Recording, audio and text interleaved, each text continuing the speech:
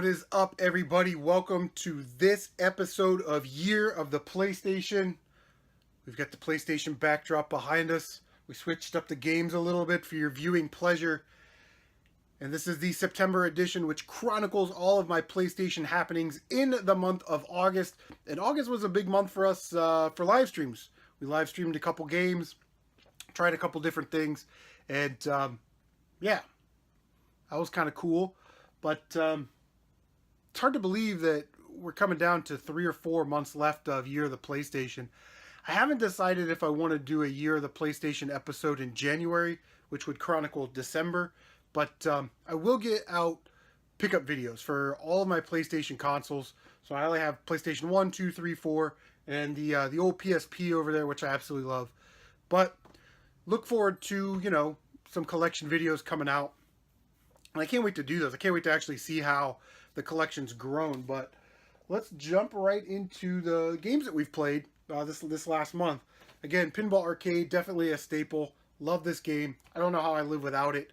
But I tried to do something called Monday Morning Pinball, where I would just play pinball for a couple hours real early on Monday, like 5, 6 o'clock in the morning, before I actually went out to the thrift stores. Just happened to work out that way. I woke up at like 4 or 5 o'clock in the morning. I was like, hey, I'll get some energy I want to burn off before we go out and go thrift stores, because I was pretty excited. I hadn't gone in a couple weeks. And I was like, hey, we'll start a stream up. We'll play some Pinball Arcade, and we'll see how this works out. A couple people jumped in. Unfortunately, I couldn't commit to it because it's like 5 or 6 o'clock in the morning. We may fire that up again and try it. We live streamed the rest of The Last of Us for the PlayStation 4. Had really good response on that. Picked up some subscribers because of it, which was cool. Some people stopped by and they were helping me out. They're like, hey, you forgot to go back and get that. And I'm like, yep. Or they were like, hey, did you know about that location? I'm like, hell no. It's like every time I play this game, I learn a little something new. So we're probably going to live stream this again. And I'll probably do it maybe in 2 days, Sunday, Monday type thing. Got some good response for live streaming this game as well. This is Ratchet and Clank for the PlayStation 4. Awesome game, man. The movie's actually on Netflix right now, so if you want to watch the Ratchet and Clank movie, it's pretty awesome. But I love the customizability. Like, there's so many weapons, and you level them up, and you customize them certain ways, and it's really awesome. I'll probably live stream this game again as well. Just do a quick playthrough, because when you play, similar to The Last of Us, right?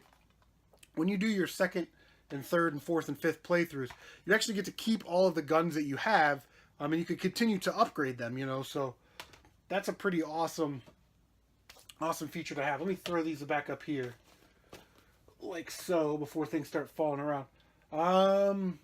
We started to play GoldenEye, or 007 Legends. I didn't live stream it because, quite frankly, hooking the PlayStation 3 up to an Elgato is kind of a pain in the ass. You got to mess with the settings on the actual PlayStation 3. So, but this is a pretty good game. It's like a first-person shooter, kind of like GoldenEye. That's why I called it GoldenEye. But yeah, it sort of takes place in 5 or 6 different Bond movies: Goldfinger, Moonraker, Die Another Day, On Her Majesty's Secret Service, License to Kill, and then there's some Skyfall maps or scenes or whatever that you can unlock. But I mean, all in all, pretty good game. If you are a fan of first-person shooters and James Bond, I definitely recommend it. So that was cool. That was sent to us by Jav Geez as well. We also live streamed Mega Man 2. Played on difficult level, but that's not why I'm showing you this. My boy Brett Hamilton hooked us up. Gave us the little sticker package that's supposed to go in there. It's got a Mega Man and a Wily and a Met Al, which is cool. So now we've got a complete copy of Mega Man Legacy Collection, which is amazing. And you can see how the PlayStation 4 stack has grown. We're already up to the top of the shelf. We've got to put games like behind that stack already, which is crazy because I've only had my PlayStation 4 for a short period of time, but because some fellow YouTubers are very generous, or we've traded for them, or we found them on the cheap, we've been able to build up a pretty good collection in a very short period of time.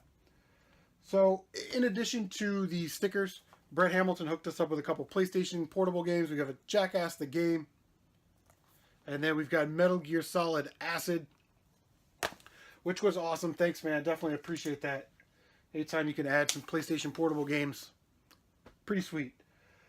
Speaking of PS4, we got a couple packages this month. Well, you saw it this month, but I actually got them last month. August 26th is when I got these packages. It was the same day I went to like 2 conventions, so when I got home, I was so tired that I couldn't even open them. But CaptNRetro was very cool. Sent us MLB The Show. He said he picked up a collector's edition or another copy. So I've got my PlayStation Network account up and running, and look forward to CaptNRetro and I playing some MLB The Show 17 online. He says he's going to kick my ass, which he probably will, but I'll use some alcohol to numb the pain, if you know what I mean. Video game collector. Super cool guy, very generous. This was like, hey, I meant to mail this out to you in April. My wife didn't mail it. It's been sitting in the trunk. So here you go. And I won a contest, and he sent us some PSP, a whole stack of PSP games here. We've got 300. When I first saw that, I thought that was the movie. But it's actually the game, so that's cool. I didn't even know they really made a game. We've got Transformers, SOCOM U.S. Navy SEALs Fire Team Bravo 2, Grand Theft Auto Liberty Cities. I do have this one, so I will throw this copy in the collection. And I don't know what I'll do with the other one. I'll put it in doubles bin, or I'll see if somebody wants it. Maybe we'll give it away. Ratchet and Clank Size Matters. I just praised Ratchet and Clank, and I have failed to play any of the other Ratchet and Clank games. I think I'll start with the PlayStation 2 games. Sort of work my way up, because I've got some for the PlayStation 3 as well. And then we've got Metal Gear Solid Portable Ops, which is awesome. Racking up the Metal Gear Solid games on the PSP, which is cool. So in addition, Video Game Collector hooked us up with some PlayStation 3 games. We've got Rayman Origins. We've got a disc-only copy of Yakuza 3. So if anybody has the case and manual for that and they want to trade for it, let me know. And then pretty intrigued by this game. It's Puppeteer. I like the visual style on it, and I'll probably, now that I'm looking at it, I'll probably pop this in right after I get done with this video.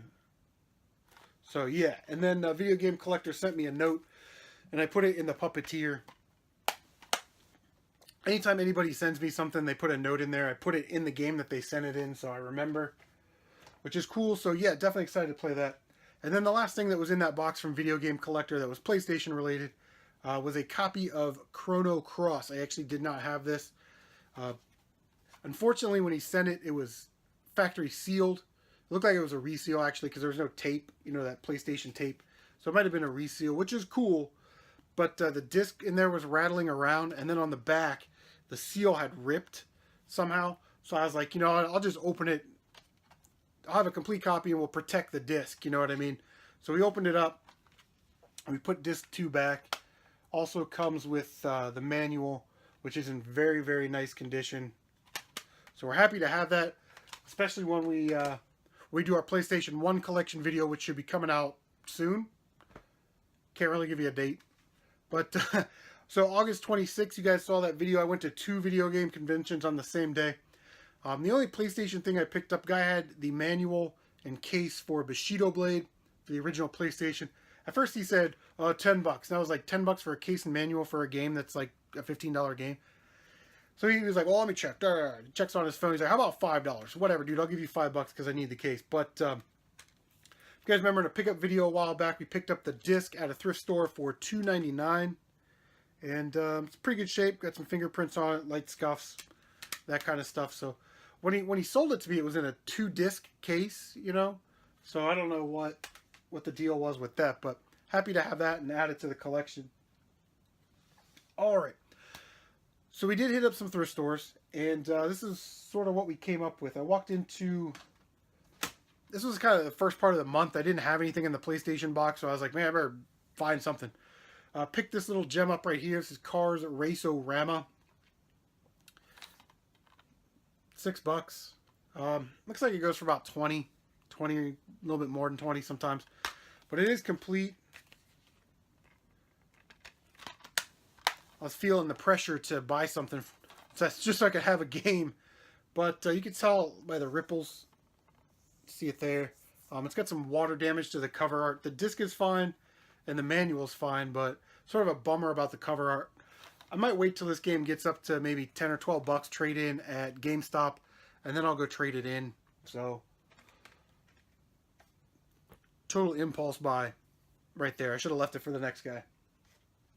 Same day, go over to Goodwill, and they hadn't had anything for a long, long time. But they had some PlayStation 1 games, and I was like, okay, sure. But Twisted Metal 3, which I did not own. Twisted Metal 4, which I didn't own. This was cool to find right here. This is Road Rash. This is the jewel case black label. Now this game did come out in a long box version and a jewel case greatest hits. This is the more uncommon of the three, the jewel case black label. 20 bucks, 18 to 20 bucks for that there. So definitely excited to have that. And I haven't played Road Rash in a while, so we might fire that one up too.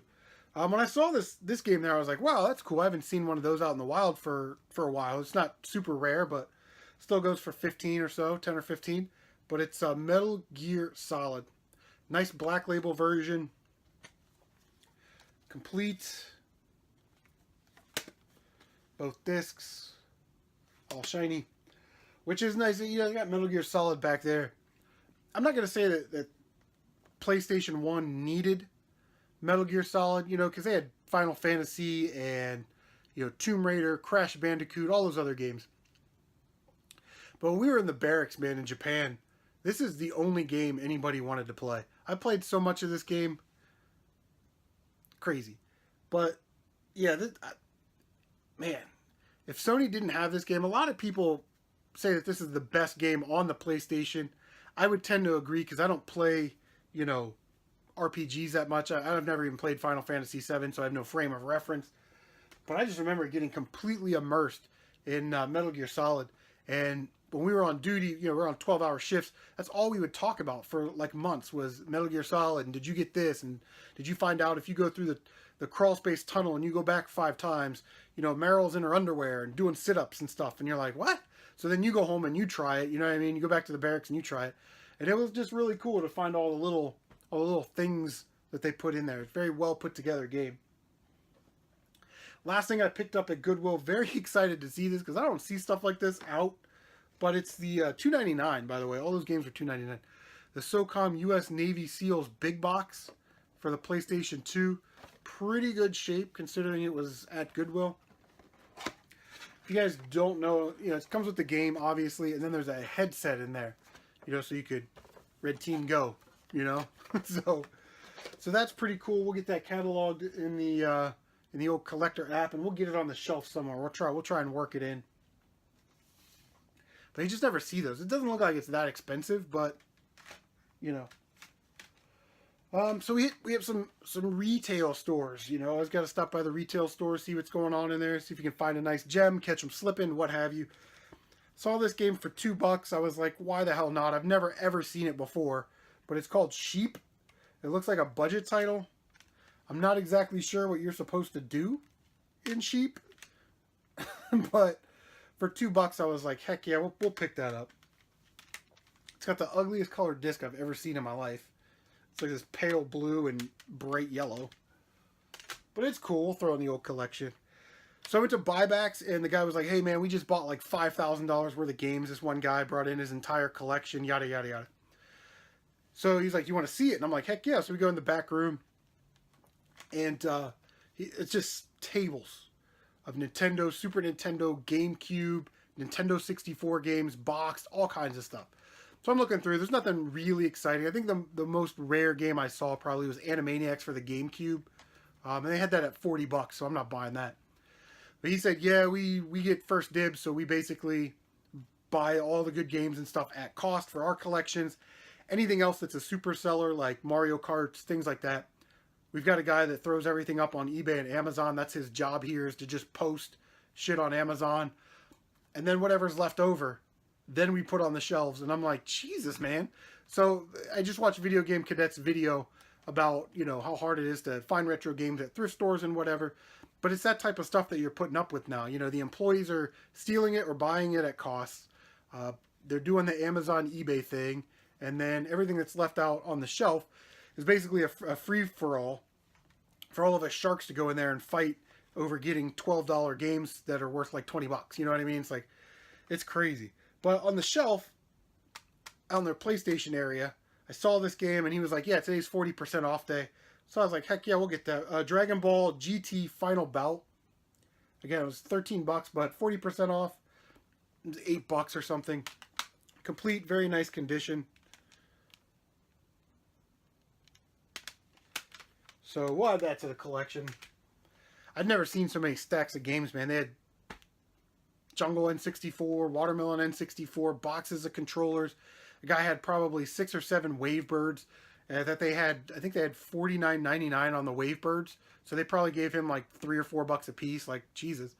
I said, I didn't know Wavebirds went for that. And he was like, yeah, they're starting to get up there. Okay. I should probably sell mine. I've got 4 of them. If I get $200 for 4 Wavebirds, hell yes. Rant over. So you go down to Game On, which is one of my favorite game stores. It's on South High Street. It's a little bit of a drive. It's like a 25, 30-minute drive. And I know some of you guys drive like hours to go to one game store because that's all that you have in your area. Sorry. But I saw this on the shelf, 15 bucks. I was like, heck yeah, gonna pick that up. It's not a game I see. I heard Ty White talking about it, and this is the first time I've actually seen it since he talked about it. But it's Project Horned Owl. Got it for 15 bucks. You sort of play that funny little eBay game where the copies right now are like 15 to 18 bucks. But if you scroll down, you know, there's some people that have them for 25, 29, 30, 35.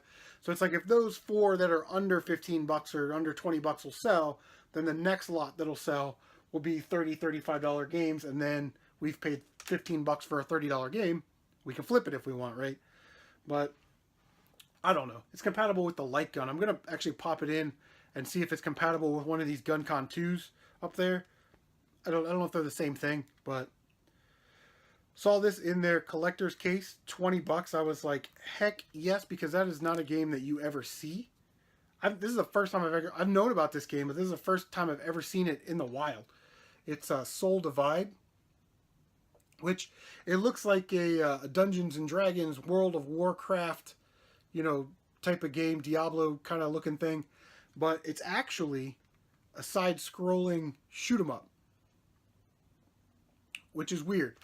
But I would also compare it to like an RPG because there's magic spells that you cast and items that you collect to build up magic. And you know what? Let's just take a look at it.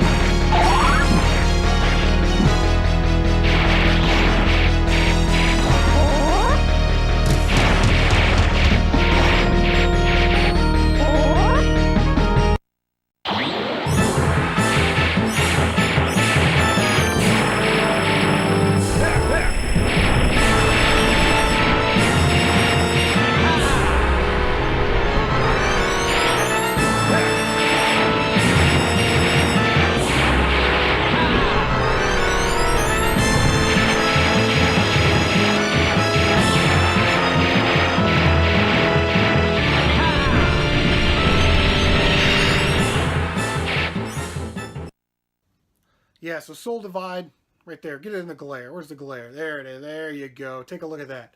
Soul Divide, pretty awesome game. Can't wait to put a little bit more time into it, actually. So, last thing I got here, I got it in a trade with a guy that lives in Newark, like 40 minutes away.